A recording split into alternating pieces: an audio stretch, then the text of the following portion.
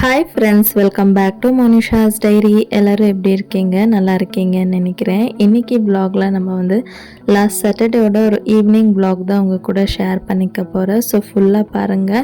And இதுலேயே வந்து நான் ஒரு பனானா கேக்கோட ரெசிபியும் ஷேர் பண்ணியிருக்கேன். ஃபுல்லாக பார்த்துட்டு எப்படி இருக்குன்னு மறக்காமல் கமெண்ட்ஸில் வந்து உங்கள் ஒப்பீனியன் ஷேர் பண்ணிக்கோங்க. வீடியோ பிடிச்ச ஒரு லைக் போட்டுட்டு மறக்காமல் சேனலை சப்ஸ்கிரைப் பண்ணிக்கோங்க. இதே மாதிரி இன்ட்ரெஸ்டிங்கான வீடியோஸ் நிறையவே போஸ்ட் பண்ணிகிட்டு இருப்பேன். ஸோ வாங்க இப்போ விலாகை வந்து ஸ்டார்ட் பண்ணலாம். அன்றைக்கி ஈவினிங் வந்து நார்மலாக தான் போயிட்டு இருந்துச்சு. வீட்டில் வந்து நிறைய வாழைப்பழம் இருக்குதுன்னு சொல்லிட்டு அம்மா அதை வச்சு ஏதாவது பண்ணுன்னு சொல்லிட்டு இருந்தாங்க.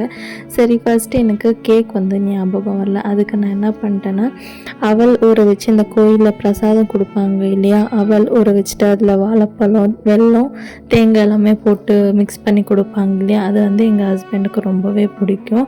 அது வந்து கொஞ்சமாக செஞ்சேன். ஆனாலும் இன்னும் கொஞ்சமாக வாழைப்பழம் லெஃப்ட் ஓவர் இருந்துச்சு. அப்போ தான் எனக்கு ஞாபகம் வந்துச்சு, சரி நம்ம ரொம்ப நாளாக பனானா கேக் வந்து ட்ரை பண்ணணும்னு சொல்லி நினச்சிட்டே இருந்தோம் இல்லையா, இன்றைக்கி ட்ரை பண்ணி பார்ப்போன்ட்டு. பட் என்னன்னா, எனக்கு பேக்கிங்கில் நிறையவே இன்ட்ரெஸ்ட் இருக்குது. பட் எனக்கு எப்போவுமே எக்லெஸ் கேக் ஏதாவது பண்ணேன்னா எனக்கு ப்ராப்பராக வரவே வராது. அது ஏன்னே எனக்கு தெரியல, என்ன மிஸ்டேக் பண்ணுவேன்னே தெரியல. அன்றைக்கே சாட்டர்டேன்றதுனால நாங்கள் வந்து எக்கு சாப்பிட மாட்டோம். சரி, எக்லெஸ்ஸே ட்ரை பண்ணி பார்ப்போம்னு சொல்லிட்டு தான் செஞ்சுருந்தேன். ரொம்பவே சூப்பராக வந்துருந்துச்சு. ஸோ எப்படி பண்ணுறதுன்னு சொல்கிறேன், நீங்களும் அதே மாதிரி ட்ரை பண்ணிவிட்டு எப்படி வந்துச்சுன்னு மறக்காமல் என் கூட கமெண்ட்ஸில் வந்து ஷேர் பண்ணிக்கோங்க. ஃபஸ்ட்டு ரெண்டும் நல்லா பழுத்த வாழைப்பழத்தை கட் பண்ணி மிக்சியில் ஆட் பண்ணிவிட்டு ஸ்வீட்னஸ்க்கு தகுந்த மாதிரி சர்க்கரை அண்ட் ஃப்ளேவருக்காக ஒரு 2-3 ஏலக்காய் போட்டு நல்லா கிரைண்ட் பண்ணிவிட்டு ஒரு பவுலுக்கு ட்ரான்ஸ்ஃபர் பண்ணிக்கோங்க. இப்போது அதில் வந்துட்டு ஒரு 1/2 ஸ்பூன் அளவுக்கு பேக்கிங் சோடா, 1 ஸ்பூன் அளவுக்கு பேக்கிங் பவுடர், ஒரு 1/4 ஸ்பூன் அளவுக்கு சால்ட் போட்டு நல்லா மிக்ஸ் பண்ணிவிட்டு இப்போ அதில் வந்து 1 கப் அளவுக்கு மைதா மாவு வந்து ஆட் பண்ணி நல்லா கட்டி எதுவும் இல்லாமல் மிக்ஸ் பண்ணிவிட்டு, நான் வந்து எப்போவுமே ட்ரை ஃப்ரூட்ஸ் மட்டும்தான் ஆட் பண்ணுவேன். ஸோ இது பனானா கேக் இல்லையா, அதனால் ஒரு பனானா குட்டி குட்டியாக கட் பண்ணி மாவுலேயே நல்லா மிக்ஸ் பண்ணிவிட்டு இப்போது ஆயில் கிரீஸ் பண்ணி வச்சுருக்க டின்னுக்கு ட்ரான்ஸ்ஃபர் பண்ணிவிட்டு கீழே நல்லா டேப் பண்ணிக்கோங்க. ஸோ ஏர் பபிள்ஸ் எல்லாமே வெளியே போன பிறகு மேலே டாப்பிங்ஸ்க்காக கொஞ்சமாக கட் பண்ணி வச்சுருக்க ஆல்மண்ட்ஸுமே போட்டுட்டு ரெடியாக வச்சுட்டேன்.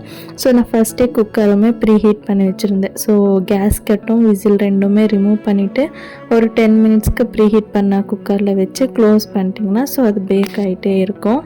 இதெல்லாம் பண்ணி முடிக்கிறதுக்குள்ளேயே ஹஸ்பண்டும் ஆஃபீஸ்லேருந்து வந்து ஃப்ரெஷ் அப் ஆகிட்டு வந்த உடனே குழந்தைய எடுத்து கொஞ்சிட்டு இருந்தாங்க. ஸோ பொங்கலும் வரப்போகுது இல்லையா, அதனால் இங்கே தமிழ்நாட்டில் வந்துட்டு சொசைட்டியில் நமக்கு பொங்கல் சீர் கொடுப்பாங்க இல்லையா, கரும்பு எல்லாம் எடுத்துகிட்டு வந்திருந்தாங்க. அம்மாவும் சூப்பராக பூஜையெல்லாம் செஞ்சு முடிச்சுட்டு ஆளுக்கு ஒரு வேலை பார்த்துட்டு இருந்தோம். அண்ட் ஹஸ்பண்ட் வரும்போது ஸ்வீட் கார்னும் வாங்கிட்டு வந்திருந்தாங்க. சரி அம்மா, சரி ஸ்வீட் கார்ன் அப்படியே வச்சா நம்ம நெக்ஸ்ட் வீக் ஊருக்கு போயிடுவோம் இல்லையா, ஸோ காலி ஆகாதுன்னு சொல்லிட்டு அவங்க என்ன பண்ணிட்டாங்க, சரி இப்போவே ஸ்நாக்ஸ் செஞ்சு சாப்பிட்றலான்னு சொல்லிட்டு அதை உரிச்சிட்டு இருந்தாங்க. இது பார்க்கும்போது எனக்கு ஞாபகம் வந்துச்சு. ஸோ இந்த ஸ்வீட் கார்னில் இந்த மாதிரி நூல் நூலாக இருக்கும் இல்லையா, இது வந்து நிறையவே ஹெல்த் பெனிஃபிட்ஸ் இருக்குது. இது வந்து ஜஸ்ட்டு நல்லா வாஷ் பண்ணிவிட்டு சுடு தண்ணியில் நல்லா கொதிக்க வச்சு அதை டீ மாதிரி குடிக்கிறதுனால நிறைய ஹெல்த் பெனிஃபிட் இருக்குது. ஸோ நீங்களும் கூகுளில் செக் பண்ணி பாருங்கள். அண்ட் ரீசெண்டாக தான் இன்ஸ்டாகிராமில் ஒரு ரீல்ஸ் பார்த்தேன். இதை வந்து நீட்டாக வாஷ் பண்ணிவிட்டு ஃபுட் கலர் போட்டு நல்லா அதில் ஊற வச்சுட்டு குட்டி குட்டியாக கட் பண்ணிவிட்டு குங்குமப்பூன்னு சொல்லி சேல் பண்ணுறாங்க. ஸோ யாராச்சும் குங்குமப்பூ வாங்கும்போது பார்த்து கேர்ஃபுல்லாக செக் பண்ணிவிட்டு வாங்கிக்கோங்க. ஸோ எல்லாமே இப்போ டூப்ளிகேட் பண்ணி விற்க ஆரம்பிச்சிட்டாங்க. எதில் எல்லாம் டூப்ளிகேட் பண்ணுறாங்கன்னே தெரியறதில்ல. அந்த அளவுக்கு ஒரிஜினலாக பண்ணி சேல் பண்ணுறாங்க. ஸோ எந்த பொருள் வாங்குறதா இருந்தாலும் ஸோ பார்த்து செக் பண்ணிவிட்டு கேர்ஃபுல்லாக வாங்கிக்கோங்க. ஸோ அதுதான் சொல்லணும்னு நினச்சேன். ஸோ ஸ்வீட் கார்னும் ஃபுல்லாக உரிச்சிட்டு ஸ்டீம் பண்ணுறதுக்காக ஒரு சைடு வச்சுட்டாங்க. அண்ட் இன்னொரு சைடு வந்து தோசைக்கு ஊற வச்சுருந்தாங்க. அதுவுமே சைட் பை சைடு கிரைண்டரில் போட்டு விட்டுட்டோன்னா அது பாட்டுக்கு அது கிரைண்ட் ஆகிட்டு இருக்கும்னு சொல்லிட்டு அதுவுமே அம்மா போட்டு விட்டுட்டாங்க. அன்றைக்கி ஈவினிங் வந்து நார்மலாக தான் ஸ்டார்ட் ஆச்சு. போக போக போக நிறையவே வேலை இருந்துச்சு. ஒன்று ஒன்றா செஞ்சுட்டே இருந்தால் அடுத்தடுத்த வேலை வந்து ரெடியாக இருந்துச்சு. அண்ட் ஒன் மோர் திங், இது எத்தனை பேர் ஃபேஸ் பண்ணியிருப்பீங்க இல்லையான்னு எனக்கு மறக்காமல் கமெண்ட்ஸில் வந்து சொல்லுங்கள். ஏதாவது சாப்பிடணும்னு சொல்லி தோணிகிட்டே இருக்கும், பட் வீட்டில் எந்த ஒரு ஸ்நாக்ஸுமே இருக்காது. அண்ட் நம்மளால் செஞ்சு சாப்பிட்ற ஒரு இன்ட்ரெஸ்ட்டுமே இருக்காது. அதுவே இன்னும் ஒரு சில டைம்ஸில் என்ன ஆகிடும்னா, ஏகப்பட்ட ஸ்நாக்ஸ் பேக் டு பேக் இருந்துக்கிட்டே இருக்கும். நம்மளால் சாப்பிடவே முடியாது. அந்த அளவுக்கு ஸ்நாக்ஸ் பேக் டு பேக் இருக்கும். வீட்லேயும் ஸ்டாக் வச்சுருப்போம். நாமளும் வெரைட்டியாக செஞ்சு சாப்பிடுவோம். ஸோ எங்களுக்கு அன்றைக்கி அப்படி தான் ஆச்சு. ஸோ ஃபஸ்ட்டு வந்து அந்த அவல் வச்சு ரசாயனம் பண்ணேன்னா அதை வந்த உடனே எடுத்துகிட்டு போய் கொடுத்துட்டேன். ஹஸ்பண்டுக்கும் அப்பா எல்லோரும் ஷேர் பண்ணி சாப்பிட்டுட்டோம். அதுக்கப்புறமா ஸ்வீட் கார்ன் வாங்கிட்டு வந்ததுனால ஸ்வீட் கார்னும் வேக வச்சு அதை நல்லா வேக வச்சு பட்டரில் போட்டு salt, chilli powder, lemon juice எல்லாமே போட்டு நல்லா சாட்டே பண்ணிவிட்டோம். அதுவுமே ஸ்வீட் கார்ன் ஸ்நாக்ஸ் கொடுத்து விட்டேன்னா அதுக்கப்புறமா கேக்குமே ரெடி ஆகிடுச்சு. அதுவுமே டேஸ்ட் பார்க்குறதுக்காக எல்லாருக்குமே எடுத்துகிட்டு போய் கொடுத்துட்டேன்னா அப்பாவும் ஹஸ்பண்டும் கேட்கவே செஞ்சுட்டாங்க. என்னம்மா நைட்டுக்கு டின்னர் செய்கிறீங்களா இல்லை ஸ்நாக்ஸ் கொடுத்து இதே டின்னர்னு சொல்கிறீங்களா, பேக் டு பேக் ஸ்நாக்ஸ் கொண்டு வந்துகிட்டே இருக்கீங்கன்னு சொல்லிட்டு, இல்லைப்பா இதோட லாஸ்ட்டுன்னு சொல்லிட்டு அதுக்கப்புறமா நைட்டு டின்னருக்கு வந்து ஸோ நெக்ஸ்ட் வீக் நான் வந்து ஊருக்கு போகிறேன்னு சொல்லியிருந்தேன் இல்லையா, அதனால நைட்டு கெட் டுகெதராக அக்காவோட ஃபேமிலியும் இன்வைட் பண்ணியிருந்தோம். ஸோ எல்லாருக்குமே சேர்ந்து வீட்டில் அக்கி ரொட்டியும் அதுக்கப்புறமா வந்துட்டு சட்னி தான் ப்ரிப்பேர் பண்ணியிருந்தோம். இதெல்லாம் செஞ்சு முடிக்கிறதுக்குள்ளேயே கேக்குமே வந்து சூப்பராக பேக் ஆகி வந்துடுச்சு. எனக்கு எக்ஸாக்டாக வந்து 50 மினிட்ஸ் வந்து எடுத்துக்கிச்சு. நான் மீடியம் ஃப்ளேமில் வச்சுருந்தேன். ஸோ அது ஃப்ளேம் மேலே டிபெண்ட் ஆகி வரும். ஸோ நீங்கள் வச்சுட்டு ஒரு 40 மினிட்ஸ்க்கு அப்புறமா நீங்கள் செக் பண்ணி பாருங்கள். ஒரு நைஃபோ டூத் பிக்கோ விட்டு பார்க்கும்போது கொஞ்சம் கூட ஸ்டிக் ஆகாமல் கிளியராக வந்துச்சுன்னா ஸோ நீங்கள் ஸ்டவ் வந்து ஆஃப் பண்ணிவிட்டு கம்ப்ளீட்டாக கூல்டவுன் ஆக விட்டுடுங்க. ஸோ அது எப்படி வந்திருக்குன்னு பார்க்கணுன்ற ஆர்வத்தில் அது வந்து கொஞ்சமாக தான் சூடாக இருந்துச்சு. அதுக்குள்ளே அதை ஃபுல்லாக நான் டீமோல்டு பண்ணி கட் பண்ணி காமிக்கிற பாருங்கள் புகை எப்படி போகுதுன்னு.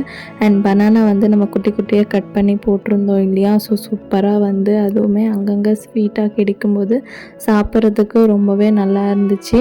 ஸோ நான் எப்போ வந்தாலும் எக்லெஸ் கேக் செய்யும்போது என்ன ஆகிடுன்னா சைடில் ஃபுல்லாக நல்லா பேக் ஆகி வந்திருக்கும். நடுவில் மட்டும் கொஞ்சம் மாவு அப்படியே இருக்கும். அது என்ன மிஸ்டேக் பண்ணுவேன் ஏனே தெரியல.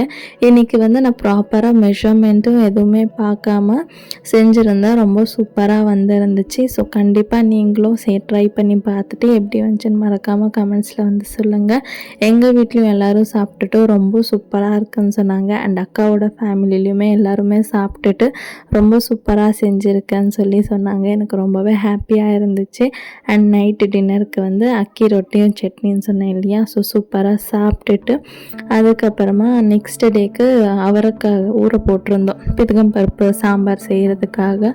ஸோ கொஞ்ச நேரம் அப்பா வந்து அதை உரித்து வச்சுருந்தாங்க. இன்னும் கொஞ்சம் நிறையா இருக்குதுன்னு சொல்லிட்டு டின்னர் எல்லாம் சாப்பிட்டுட்டு ஃபேமிலியோடு உட்காந்து கதை பேசிட்டு பிக் பாஸ் வந்து பார்த்துட்டே வந்து ஃபுல்லாக க்ளீன் பண்ணிகிட்டு இருந்தோம். நான் எங்களை பார்த்துட்டு பாப்பாவும் நானும் ட்ரை பண்ணுறேன்னு சொல்லி ட்ரை பண்ணிகிட்டு இருந்தா. அவளால் அந்த தோலை வந்து உரிக்கவே முடியல. ஸோ ரொம்ப காமெடியாக ஜாலியாக இருந்துச்சு. நீங்கள் தமிழ் பிக் பாஸ் பார்ப்பீங்களா, கன்னடா பிக் பாஸ் பார்ப்பீங்களான்னு மறக்காமல் கமெண்ட்ஸில் வந்து சொல்லுங்கள். அண்ட் நம்ம வீடியோட கடைசிக்கும் வந்தாச்சு. ஸோ என்னோடய வீடியோ ஃபுல்லாக பார்த்ததுக்கு எல்லாருக்குமே தேங்க்ஸ். அண்ட் யாராச்சும் ஸ்கிப் பண்ணிட்டு போயிருந்தீங்கன்னா அவங்களுக்குமே ரொம்ப ரொம்ப தேங்க்ஸ். ஸோ வீடியோ பிடிச்ச ஒரு லைக் போட்டுட்டு மறக்காமல் நம்ம சேனலை சப்ஸ்கிரைப் பண்ணிக்கோங்க ஃப்ரெண்ட்ஸ். இன்னொரு வீடியோவில் பார்க்குறேன். டேக் கேர், பாய்.